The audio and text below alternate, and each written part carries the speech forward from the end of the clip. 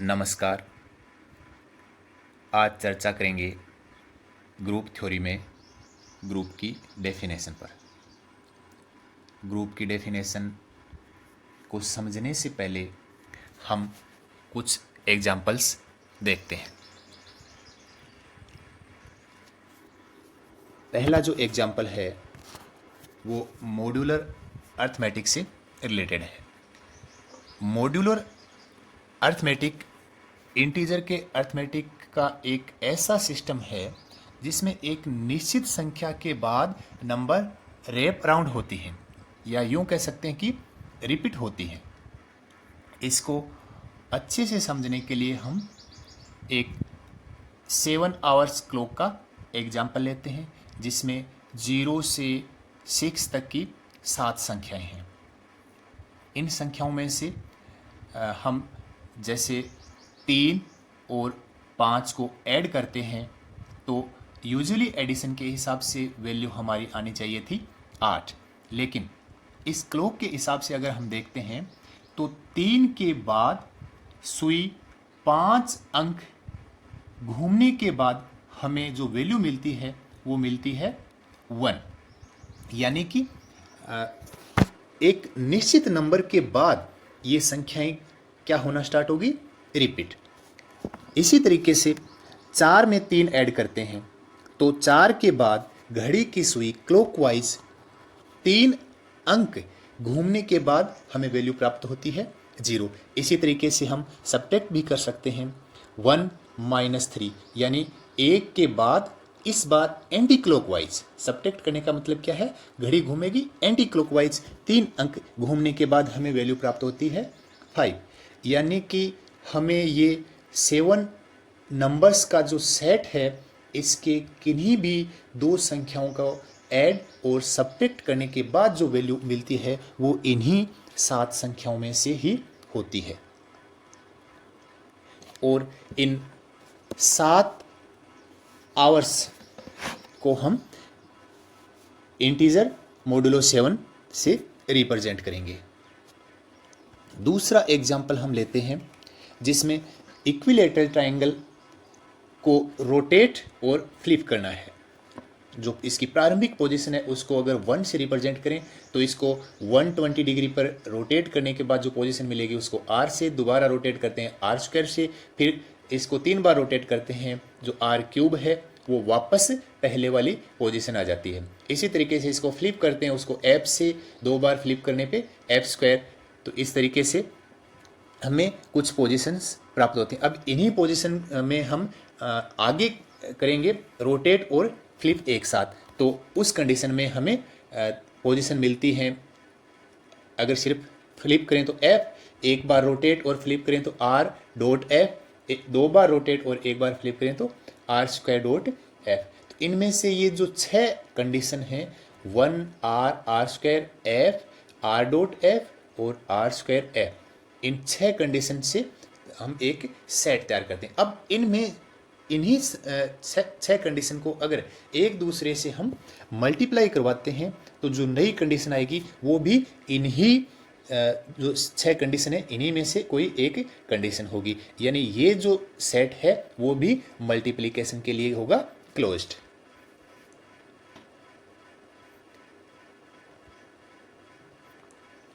तीसरा एग्जाम्पल हम लेते हैं सेट ऑफ इंटीजर्स जिसमें इनफाइनाइट एलिमेंट है और इनके किन्हीं दो एलिमेंट्स को आप ऐड और सब्ट्रैक्ट करोगे तो भी वापस जो संख्या मिलेगी वो इन्हीं इंटीजर्स में से मिलेगी। सब्ट्रैक्शन का मतलब होता है कि किसी संख्या के नेगेटिव को ऐड करना। तो हमें यहाँ जो अगर एक ऑपरेशन की बात करें जिसको हम एडिशन से डिनोट करें तो ये जो सेट है इंटीजर्स का वो एडिशन के लिए क्या हो जाएगा, क्लोज्ड हो जाएगा।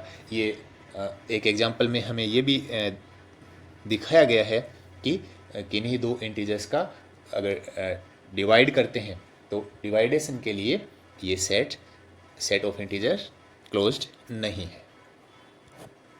अब तीनों एग्जांपल्स की जो बेसिक प्रॉपर्टी हमने देखी है उसको एक बार फिर से देखते हैं। सबसे पहले एलिमेंट्स पे बात करते हैं। तो जो क्लॉक अर्थमेटिक में हमने जो एग्जांपल लिया था 7 आवर्स क्लॉक, उसमें कुल 7 संख्याएं थी। इसी तरीके से दूसरे में 1 R, R square, F, R dot F, R square dot F, ये 6 संख्याएं। और सेट ऑफ इंटीजर्स में इनफाइनाइट इंटीजर्स थे। ऑपरेशन हमने डिफाइन किया था पहले और तीसरे एग्जाम्पल में एडिशन या प्लस ऑपरेशन डिफाइन किया था, और दूसरे एग्जाम्पल में हमने मल्टीप्लिकेशन। और हमने ये भी देखा था कि ये क्लोजर प्रॉपर्टी को भी सेटिस्फाई करते हैं, यानी किन्हीं दो संख्याओं को ऑपरेट करने के बाद जो नई संख्या है वो इसी सेट में से होगी। फिर बात करते हैं आइडेंटिटी एलिमेंट की। आइडेंटिटी एलिमेंट पहले एग्जाम्पल में जब ऑपरेशन प्लस था तो जो जीरो संख्या है वो इसका आइडेंटिटी एलिमेंट है, यानी जीरो को किसी भी संख्या में ऐड करेंगे तो वापस वही संख्या हमें मिलेगी। इसी तरीके से सेट ऑफ इंटीजर्स में भी जीरो आइडेंटिटी एलिमेंट है।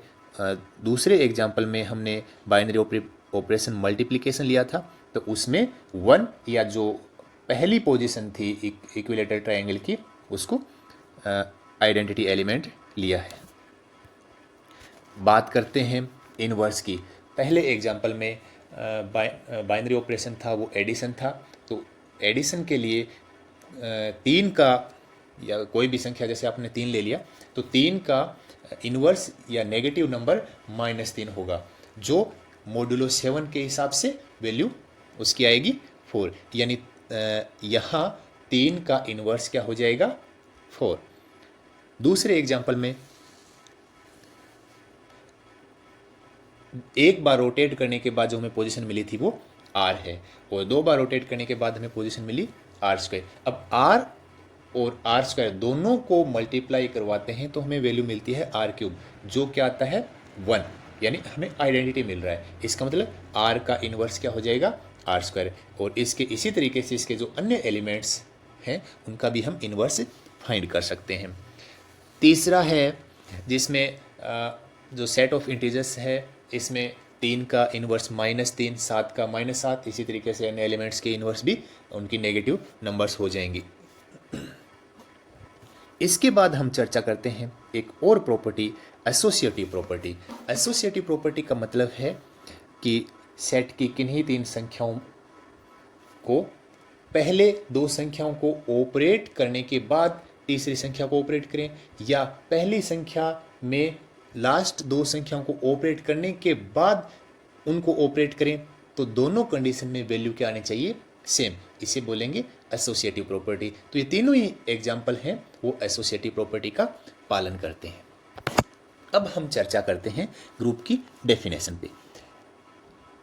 ग्रुप एलिमेंट्स का एक सेट है जिस पे एक बाइनरी ऑपरेशन, जिसको यूजुअली हम स्टार से डिनोट करते हैं, वो प्लस भी हो सकता है, मल्टीप्लिकेशन भी हो सकता है, तो वो सेट है उस बाइनरी ऑपरेशन के लिए क्लोज्ड होना चाहिए। दूसरा, प्रत्येक एलिमेंट का इन्वर्स एग्जिस्ट करना चाहिए।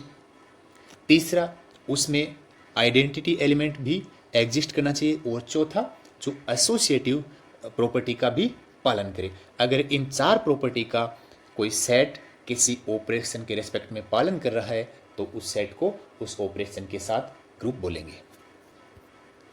और ये ग्रुप कम्यूटेटिव भी हो सकता है और कम्यूटेटिव नहीं भी हो सकता है, यानी x को y के साथ ऑपरेट करवाएं तथा y को x के साथ ऑपरेट करवाएं, दोनों कंडीशन में वैल्यू सेम भी आ सकती है और सेम ना भी हो सकती है। अगर सेम आए तो इसको कम्यूटेटिव ग्रुप बोलेंगे, सभी एलिमेंट्स के लिए लागू होना चाहिए, और इसको दूसरे शब्दों में आबेलियन ग्रुप भी इसको बोल सकते हैं। और अगर कम्यूटेटिव नहीं है तो इस ग्रुप को बोलेंगे नॉन कम्यूटेटिव ग्रुप। तो इस तरीके से हम एग्जाम्पल्स के माध्यम से बहुत अच्छे तरीके से ग्रुप की डेफिनेशन को समझा है।